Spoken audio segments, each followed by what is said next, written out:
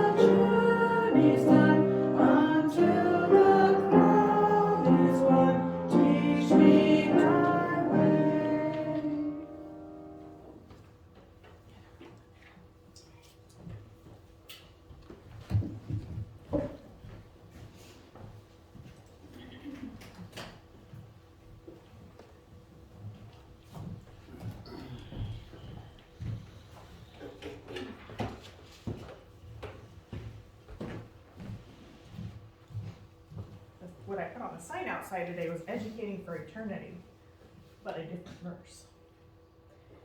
The student is not above the teacher, but everyone who is fully trained will be like their teacher. Luke 6:40. A little while back, I remember Mom talking about an outside Church of God pastor, and I think it was Jason Turner, but you can correct me if I'm wrong, who was going to be coming into the Flag Church to teach those who were interested in how to create a sermon or lesson. Was that Jason? Okay. And I thought that was a great idea. Because while we're all students, all of us have taught in some capacity. It might not be standing up here, but it is a different animal to create a lesson to share with a group. So today, we're going to go over how to choose a topic and create a basic message. And honestly, this applies to pretty much anything in life, but this will be just a little bit more of a formal way of stating that. And first off, you need to choose a subject. I went with Bitmojis for today, so that's what you get to see. For me, it's a little bit of the chicken or the egg kind of syndrome. It can either be the topic or other inspiration that might come first. If you're inspired by a particular topic, start to brainstorm on ideas that you'd like to include in your presentation before delving into sources to support your points. Or if you're inspired by a particular interview, article, or other source, that can be your topic, or it can inspire your topic. When you're open to receiving that information, you'll start to see a lesson in nearly everything. Any topic, person, or thing can spark inspiration. In fact, I was at Mom's house the other day and I saw some magnets on the side of the fridge, and it was just for like using lemons for cleaning or something. I don't know, these, you know what I'm talking about? And I was like, oh, those would be good lessons.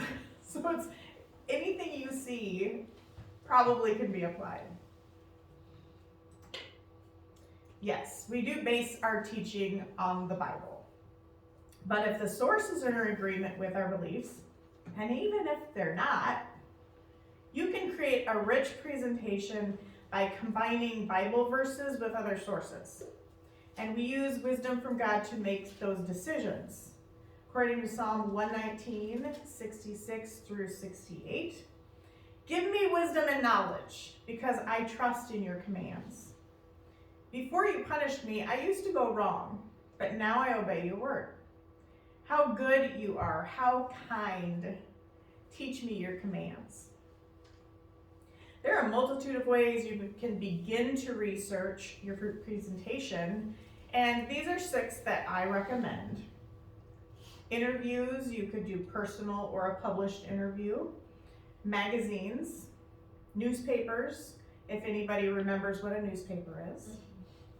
Scholarly articles, websites, books, and the list goes on. It's really endless. But the key is that it's a reputable source of information. So how do you put together a message? It does not need to be complex. You can base it on a study of one word, as I'm showing up here. You can find the base word in the original language, whether it's online, in a concordance, in the diaglot, which is a Greek version of the New Testament only, and just create a lesson from there. And there's even this site that I included on here, how to perform a Greek word study. That could be a whole lesson in and of itself.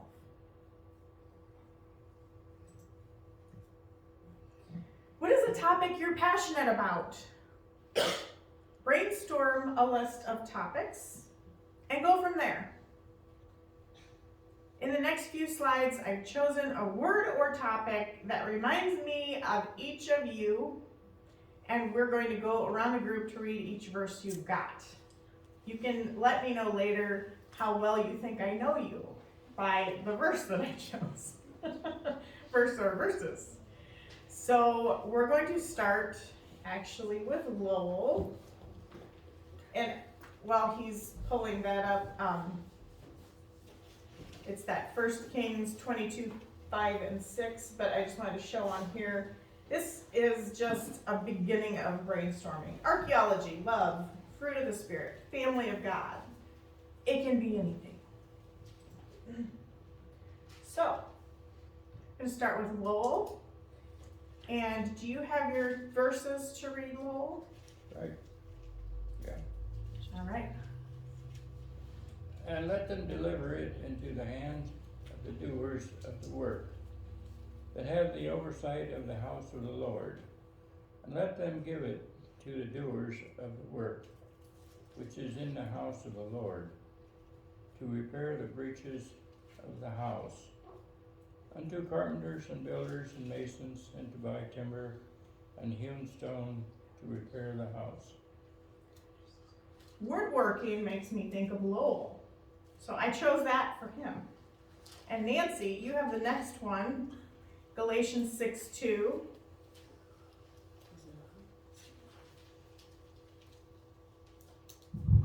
can talk now. Ooh, Just hold it far enough away.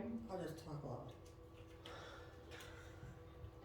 Bear ye one another's burdens, and so fulfill the law of Christ. And to me, that was doing things for others. And it's gonna go across the aisle next to whoever I gave Gavin's. Oh wait, I might have been given that to Kenneth. Yes. Okay.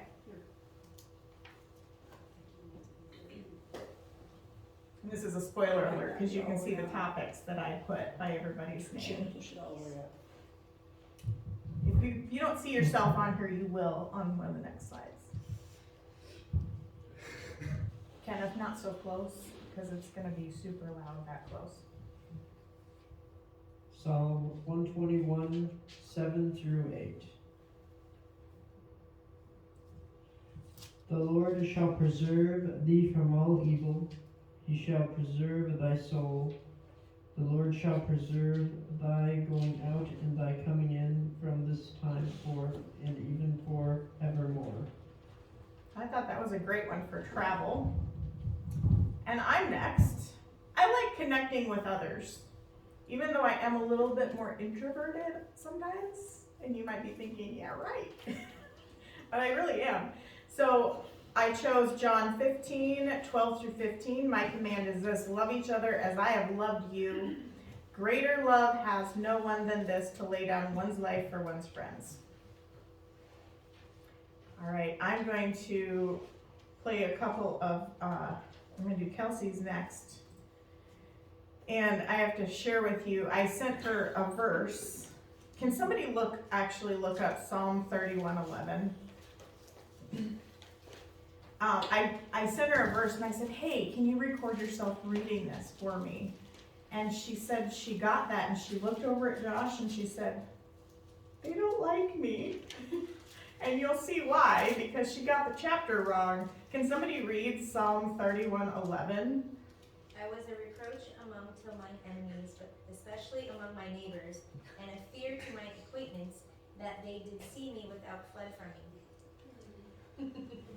So she's like, what are you trying to tell me? And then she realized that was the wrong chapter, so this is the correct one. Oh shoot, I have to turn the volume up. Hold on. 11. Let's start this You again. Hold on. Okay, well, I'm letting this play out for a second, because I don't know how to go back to the beginning. Anyway, that made me laugh all day yesterday. So, what you look up does matter. One number makes a huge difference. So, let's try this again. Psalm 30:11. You have turned for me my mourning into dancing. You have put off my sackcloth and clothed me with gladness. So I chose dancing because Kelsey's crazy and I think she does like to dance. I've seen her. And then Josh. Isaiah 35, 1 and 2. The wilderness and the wasteland shall be glad for them, and the desert shall rejoice and blossom as the rose. It shall blossom abundantly and rejoice, even with joy and singing. The glory of Lebanon shall be given to it, the excellence of Carmel and Sharon. They shall see the glory of the Lord, the excellency of our God. So, he does landscaping for his job. I hope he likes it. I guess I don't know, but I thought that was appropriate for him. And then, Kenneth, can you pass the microphone over to Mackenzie, please? Courtney's next on the list, and I'm gonna have Mackenzie read hers. It's about empathy.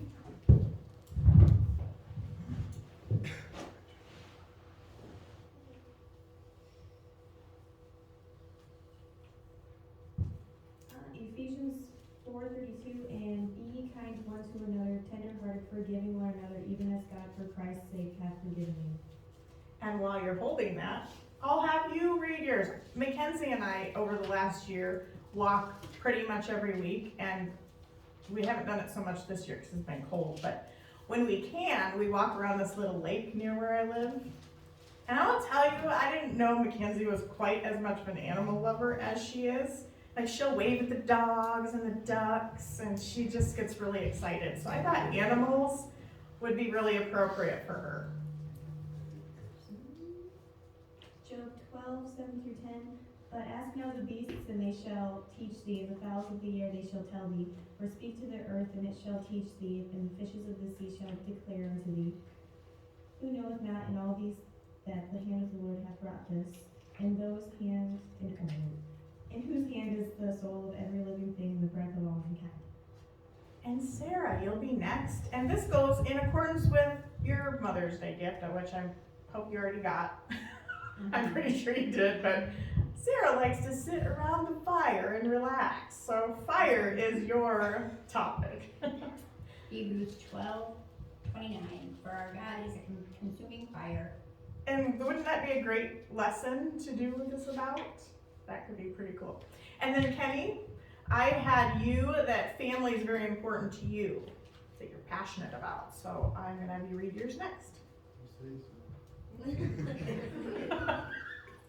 Lo, children are a heritage of the Lord, and the fruit of the womb is his reward. Yes, it might not seem like it every day, but next we're going to go to Aaron to read Ecclesiastes 2:5. I was like, what are you laughing at? Well, made me the gardens. It's not on? He turned it off. Made me the gardens or the orchards, and I planted trees in them and all the kinds of fruits. And I chose gardening for Aaron because I know you do a garden, and Andrea always talks about potatoes and stuff like that. So I don't know if you just like to do it or if you just like the fruits of your labor, but Andrea, you're next.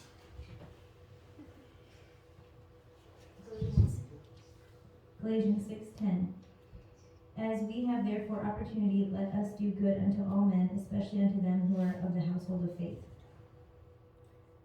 And Andrea was supposed to send me a picture of her holding a giraffe planter, but she didn't, so imagine that photo. I didn't save it on Snapchat, but anyway, I chose this verse for giraffes because the heart of a giraffe weighs more than 23 pounds and pumps 51 and a half quarts of blood a minute. So it can go all the way up to its neck and back for that pressure. So that's why I chose one with the heart. And I guess she might have a big heart too.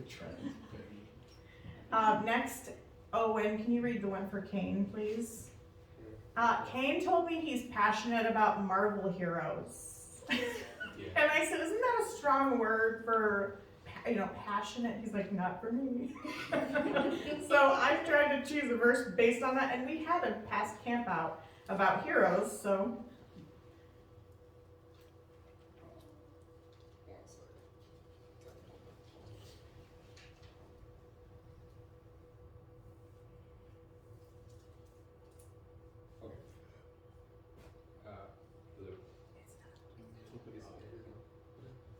Oh, it's on my phone. Moab should be ashamed of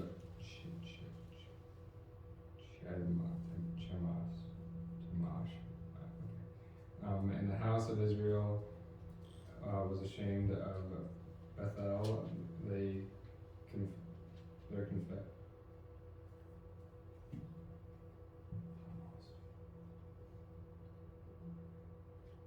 Oh, Bethel, their confidence. How do you say we are mighty and stronger men for the war? Yes, and my version says we are warriors, mighty men ready for battle. So that made me think of superheroes.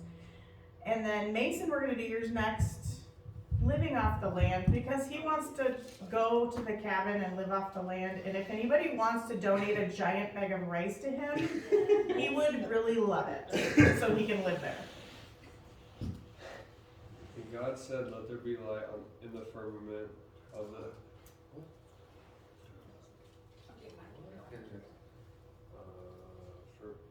in the firmament of heaven to divide the day from the night, and let them be 4 sin and 4 seasons and 4 days and years.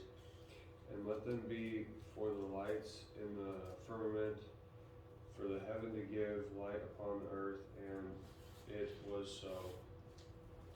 And God made two great lights, the greater light to rule the day, and the lighter light to rule the night. He made the stars also.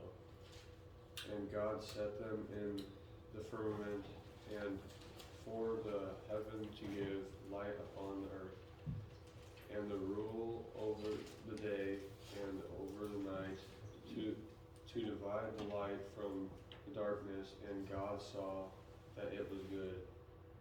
And the evening and the morning were the fourth day. Okay, and I'm going to read just one sentence of my version while we switch back over to Owen for his. And I like the wording in this one. While the earth remains, seed time and harvest, cold and heat, summer and winter, day and night shall not cease. So that's where I got the living off the land part. And then Owen, you're next. Proverbs 15:13. A merry heart maketh a cheerful countenance, but by sorrow of the heart the spirit is broken. And I don't know if Owen still tells jokes a lot, but he used to all the time. So that's where I got that. Noah, you are next.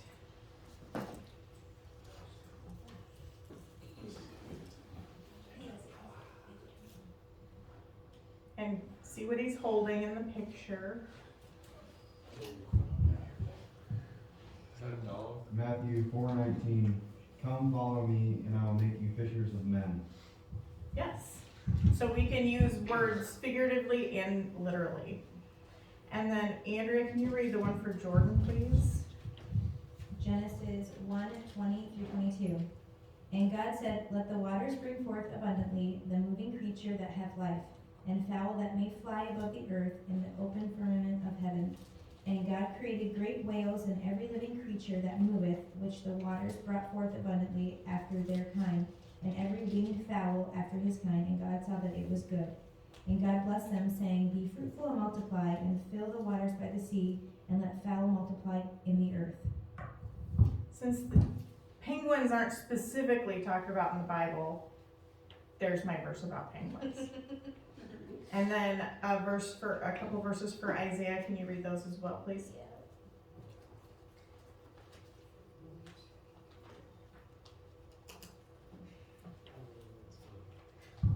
1 Corinthians 6:19 and 20. What? Know ye not that your body is a temple of the Holy Ghost, which is in you, which ye have of God, and ye are not your own? For ye are bought with a price. Therefore glorify God in your body and in your spirit, which are God's. Yes. He likes to work out, and he's helping Andrea work out too. I said he should have that as a side hustle. He's a personal trainer. Erica, can you read Lonnie's and then yours, please? Proverbs.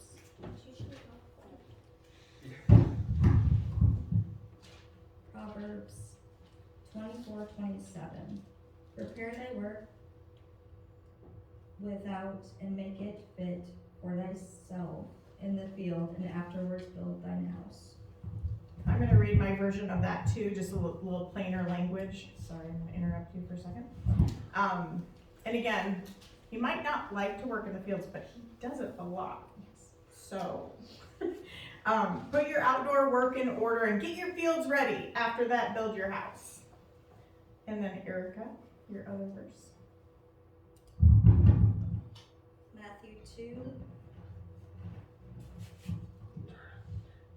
Matthew 2:11. And when they were come into the house, they saw a young child with Mary, his mother, and fell and worshipped him.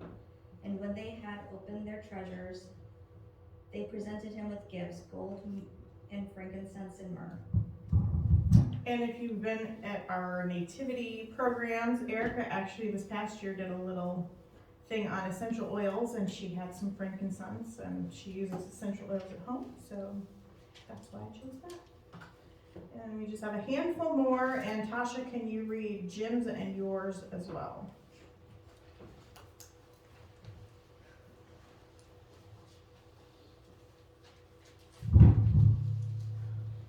Hebrews 3:4. For every house is builded by some man, but he that builds all things is God. And Daniel, is your dad ever done building your house? No. I think you must like building. It's the ongoing project. Proverbs 31:17. She girdeth her loins with strength and strengtheneth her arms. So if you don't already know, and Megan, can you get the microphone from your mom? If you don't already know, Tasha's an instructor at Farrell's, so we get her updates mostly on leg day, but they do have arm day as well, so she does work on that. I mean, she must work out more on leg day, more, I was gonna say viciously, but that's not the right word. Megan, can you read your verse, Psalm 19:1? The heavens declare the glory of God. The skies proclaim the work of his hands. Megan likes to do artwork. In fact, she did draw a picture of me this week, which I should have included in here, and I didn't. But you can ask me later, and I'll show you. Can you give the microphone to Daniel for reading David's?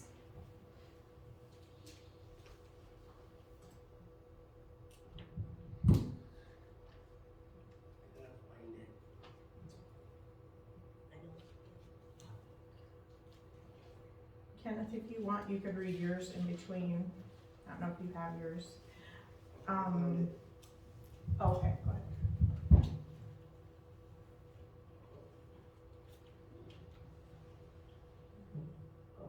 Do not know that those who run in a race all run, but only one receives the prize.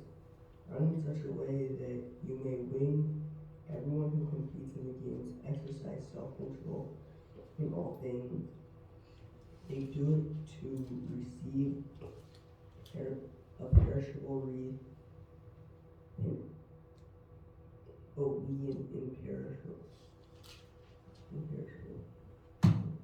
Therefore I run in such a way as without aim, and box in such a way as not beating the air, but I discipline my body and make it my slave, so that I have preached to others.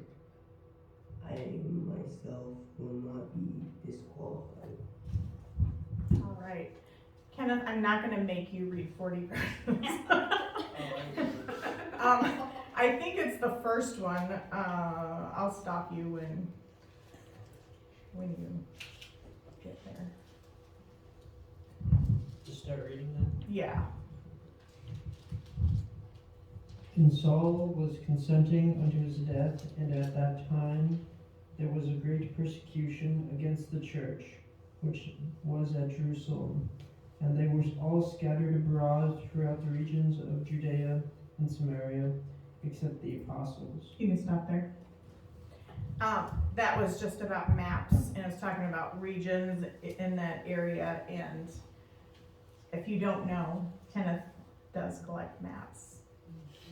So, and then I had you for one more. You're going to read Kara's for Colossians 3:12 about compassion.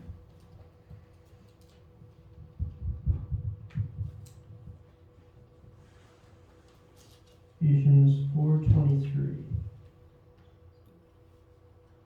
Colossians 3:12. For Kara? Did I? Oh, you know what? I changed it, and I probably forgot to change it on that because it's the same. That's the same one as I had read for Courtney. Okay. While he looks up Colossians 3:12, Daniel, can you read yours about goats?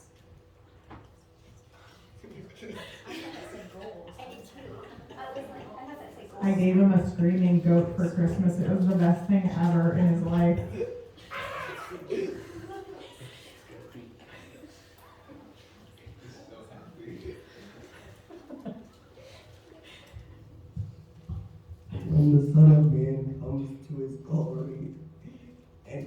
the angels with him. Then he will sit on his glorious throne. All the nations will be gathered before him, and he will separate them from one another, as the shepherd separates the sheep from the goats. Then he will put the sheep on his right and the goats on the left. Yes. And those aren't necessarily real sheep or goats, but again, it can be a figurative lesson. And then Colossians 3:12.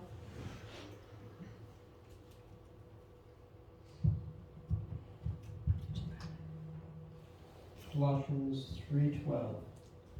Put on therefore as the elect of God, holy and beloved, bowels of mercies, kindness, humbleness of mind, meekness, long-suffering. All right, so that's all for the verses. And you're probably all like, but that was just an example of finding something you're interested in and finding a verse on it, and you can expand upon that however you want. Another thing you can do is create a theme. There we go. Yeah. Create a theme, which if I were thinking ahead of time, I could have done it for Mother's Day today, which I did not. But you can tie your message together with the hymns, the outside church sign, what you're wearing, serve coordinating food. You can make it an immersive experience. It just makes it kind of fun. But think about correlating your message with current events such as harvest, the year in review, so it's the beginning of the new year, graduation, fall feasts, only limited by your own imagination. And we've done all of these themes that I've mentioned and then some. We've had other themed messages, not even including our Iowa State Conference and June Family Camp themes each year. We just try to focus on one topic. And I just wanted to show a couple of these that we've done in the past. Tasha's preached on Fruitcakes of the Spirit, which comes just in time for the holiday season. And it's always a good lesson when there are treats at the end. Hint, hint.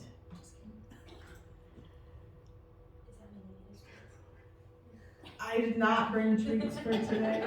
There's some food downstairs, I suppose, if you want a turkey sausage. The heart of the matter we did, which was timely, taking place in the month of February, which was American Heart Month. We had audience participation in the form of singing, actions, exercise, and breathing techniques even. And we had snacks that day too. Does anybody remember this one? Yes. Glow in the dark Christian. And we literally had black lights. Everything was blacked off. And it fell at the end of October on a potluck day, so we carried the spooky theme through on our clothing as well as creative dishes. And one of my very favorites from Quarterly Conference was a sermon in the style of Dr. Seuss. And this was fun. Yes, it does take time and some effort to do any type of lesson, and even more so if you expand upon it in different areas. But it's really worth it. And trust me, you will be the one that learns the most. The time flies when you're doing something fun. Regardless of whether you begin with the topic or the research, the presentation should always follow a basic model. We used this hamburger image recently for a presentation at work for the Digital Day of Learning. And you're probably getting hungry for lunch, so sorry, not sorry. We always begin with an introduction, include detailed points in the body, and then finish up with a conclusion. And that applies to a sermon, a speech, a written paper, even a short conversation. That model can be used for everything. Your message needs good bones, and by that I just mean a very simple underlying structure as we illustrated with the burger graphic. And I'm showing here a really humble outline providing a statement of what you'll study, followed by a few supporting points, and in this case it's verses, and the conclusion which tells us, yep, in the body we've given the support that the introduction was correct. So it kind of bookends the message. Toward the beginning, we mentioned utilizing sources to complement teachings of the Bible. Just one method to use to determine if a source is valid is the CRAP test. Somebody's giggling over there. And it helps determine the trustworthiness of sources. I'm not going to go into this in depth, but it stands for currency, relevance, authority, accuracy, and purpose. So is your information out of date? Is it relevant to your topic? Was the creator of the information an authority, or is it just an opinion shared? Was the information accurate? Is it evidence-based or an opinion?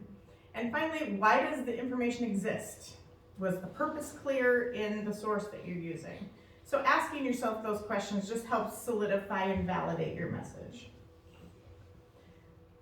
And different sources like that, it's just the icing on the cake. You could definitely just do a message straight out of the Bible. Hone your craft. And what does that mean? It was Star Wars Day this week, so we had to celebrate. Use your talents according to your ability, because not everybody wants to or can speak in front of a large group, and that's okay. In 1 Corinthians 12, it talks about the body, the whole body, which means the members. If the whole body was an ear, that would probably be a problem. Or if the whole body was a hand, and I'm paraphrasing, but each part of the body has a function just like each member of the church.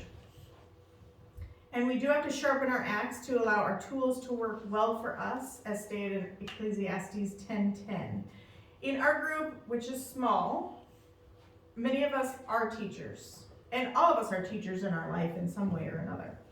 Just working to become better at intelligently speaking about godly topics and presenting topics in a more formal way. Do or do not, there is no try. As Megan showed us recently as what we should do, she decided she wanted to do a lesson, she wrote it down and she did it. So get that momentum, follow through. Don't forget she's got to do it again. Oh yeah, she already has another topic. Tasha, can you come up? We're going to sing just one verse of Jesus Calls Us on page 341.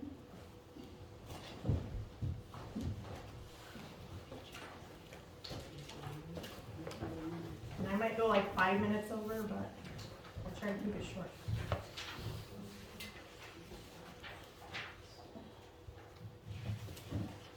$341.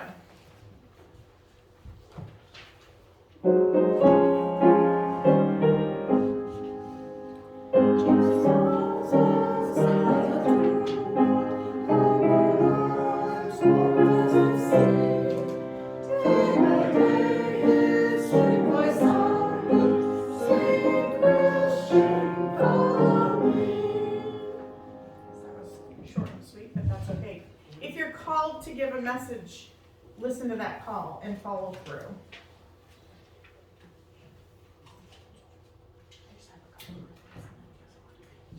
Five years ago, I joined Toastmasters International, which is a club focused on improving your speaking and also growing your leadership skills. And it was a goal for work, church, and my personal life, because growth in one area of your life spills over to the other areas. And I'm not bringing this up to pat myself on the back. I wanted to illustrate there are opportunities to grow if you are looking. On April 27th, I was part of a group presentation for all of Collins for the Digital Technologies group. We had 75 people attend and spoke for 45 minutes on a Zoom call, and I never thought I would be doing that. The thought would have terrified me even 2 years ago. So there is growth. And also, in the summer of 2014, Tasha and I were thrust into teaching roles at conference. And I can't speak for Tasha, but for me it was very intimidating to teach the adults. Was it intimidating to you too? Especially when I didn't feel like I was an adult. And maybe I still don't.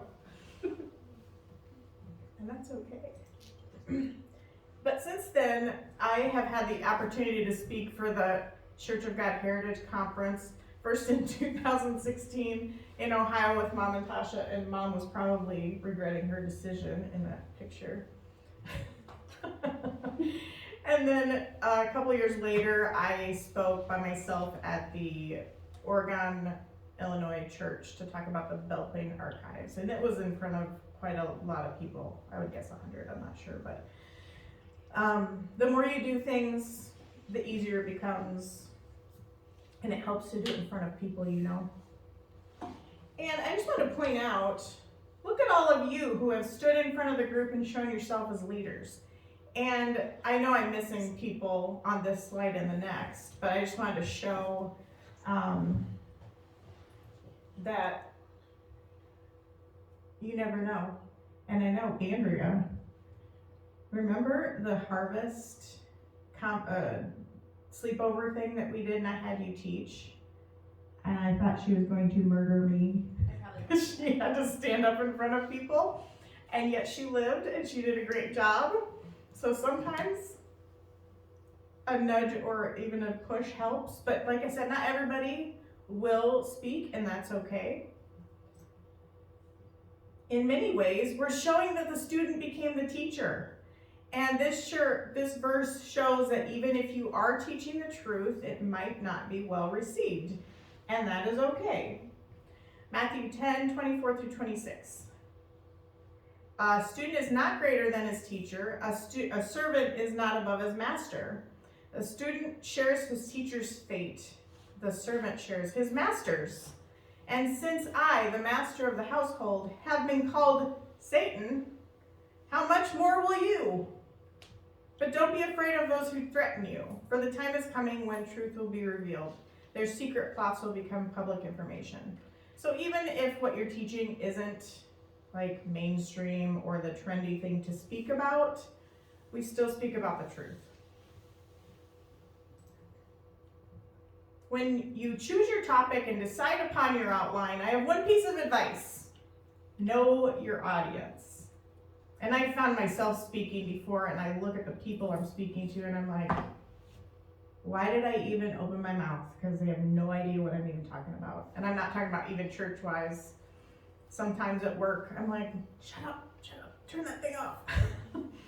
But know your audience. Will you be teaching young kids, adults? Will you be presenting a dry topic such as scholarly findings, or teaching about practical Bible application in a more casual setting? You need to tailor your message for those you'll be guiding, or you may be presenting something that's too intellectual and lose the attention of your audience, or you might teach something that's too basic for the crowd. Proverbs 9:9, instruct the wise and they will be wiser still. Teach the righteous and they will add to your learning.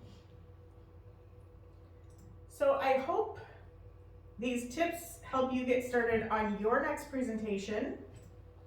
Find the source of your inspiration. Research your topic well and use reputable sources. Create your sermon or presentation utilizing the Bible and then other supporting documents if you'd like. And this will help you accomplish your goal of giving a great speech, presentation, or sermon. By putting together a great message, you can be a blessing to others. So we are going to sing Make Me a Blessing on page 336.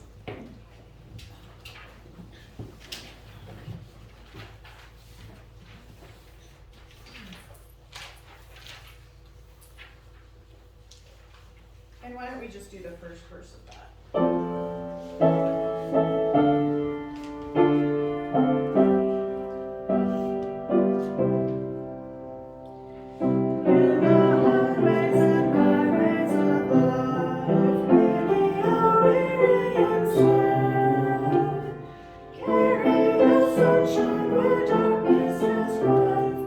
Make me a blessing.